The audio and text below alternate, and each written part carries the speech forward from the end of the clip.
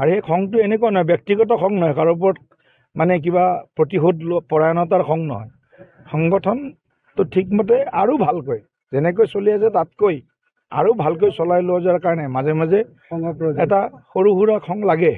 সৰু সুৰা বহুত ডাঙৰ নহয়, খং লাগে। কাৰণ আপোনালোকৰ চেনেল চলিব লাগিব। আপোনালোকৰ চেনেল মানুহে বেছিকৈ চালে, TRP বাঢ়িলে আপোনালোকৰ এডভাৰটাইজ বেছি হ'ব, বাকী চব দিশৰ পৰা আপোনালোক টনকিয়াল হ'ব। আমি সেইটো হোৱাটো বিচাৰোঁ। মাজে মাজে দুই এটা আহি থাকক, কোনো কথা নাই, মাজে মাজে আহি থাকক। যোৱা দুদিন ধৰি বৰাক উপত্যকাত আছিলোঁ, কাছাৰ, হাইলাকান্দি, শ্ৰীভূমি, তাৰ পৰা আজি বিমানবন্দৰৰ পৰা পোনে পোনে ইয়ালৈ আহিছোঁ। শৰ্মাদেৱৰ যি মৃত্যুৰ খবৰ ল'বলৈ পৰিয়ালক সান্তনা দিবলৈ আহিছোঁ।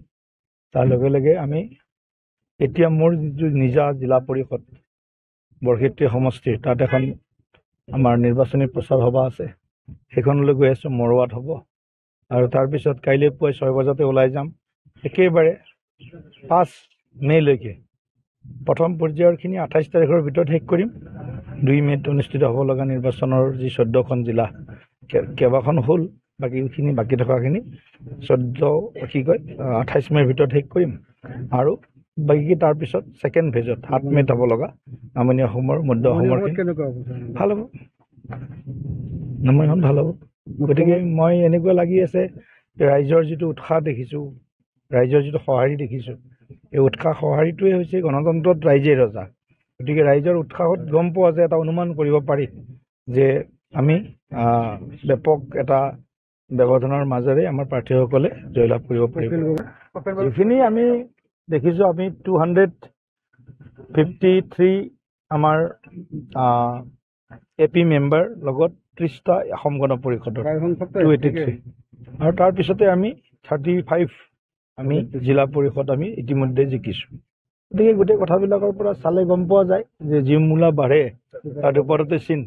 গতিকে উজনিৰ পৰা নামনিলৈ, দক্ষিণ অসমৰ পৰা একেবাৰে উত্তৰ অসমলৈকে সকলোতে আমাৰ চৰকাৰ, কেন্দ্ৰ ৰাজ্য চৰকাৰৰ যি কাম, সেই কামৰ দাম দিবৰ কাৰণে ৰাইজ সাজু আছে। পঞ্চায়ত বুলি নহয়, সকলো সময়তে এক্টিভ থাকিব লাগে।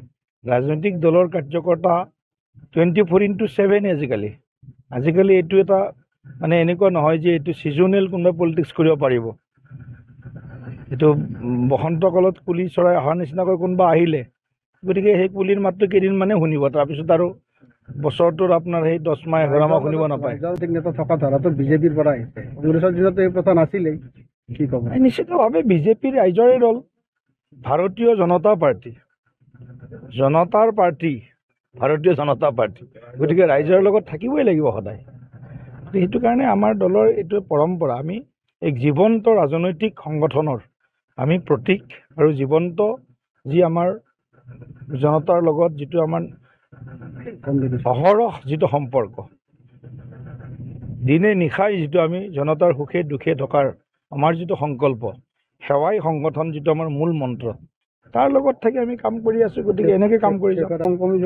নাই, খং লৈ কথা নাই, খং কৰিমেই। মই খং কিয় কৰিম? সংগঠনৰ কাৰ্যকৰ্তাক কৰিম। মই কৈছোঁ ৰাজহুৱা জেগাত মানে ৰাজনৈতিক নেতাই খং কৰিলে অলপ মানুহে বেয়া পায়, সেই কথাটো মানুহে বেয়া পায়। কিন্তু সংগঠনৰ যিটো শৃংখলা, সংগঠনৰ শৃংখলাৰ কাৰণে খংটোৰ প্ৰয়োজন আছে। আৰু সেই খংটো এনেকুৱা নহয়, ব্যক্তিগত খং নহয়, কাৰো ওপৰত মানে কিবা প্ৰতিশোধ পৰায়ণতাৰ খং নহয়। সংগঠনটো ঠিকমতে আৰু ভালকৈ যেনেকৈ চলি আছে তাতকৈ আৰু ভালকৈ চলাই লৈ যোৱাৰ কাৰণে মাজে মাজে এটা সৰু সুৰা খং লাগে। সৰু সুৰা বহুত ডাঙৰ নহয়, খং লাগে। কাৰণ আপোনালোকৰ চেনেল চলিব লাগিব। আপোনালোকৰ চেনেল মানুহে বেছিকৈ চালে, TRP বাঢ়িলে আপোনালোকৰ এডভাৰটাইজ বেছি হ'ব, বাকী চব দিশৰ পৰা আপোনালোক টনকিয়াল হ'ব। আমি সেইটো হোৱাটো বিচাৰোঁ। মাজে মাজে দুই এটা আহি থাকক, কোনো কথা নাই, মাজে মাজে আহি থাকক। আপুনি বিচৰা বাতৰি পাব কেৱল নিউজ 18 এপত। নিউজ 18 এপ ডাউনলোড কৰিবলৈ স্কেন কৰক এই QR কোড। গুগল প্লে ষ্টৰতো পাব এই নিউজ 18 এপ।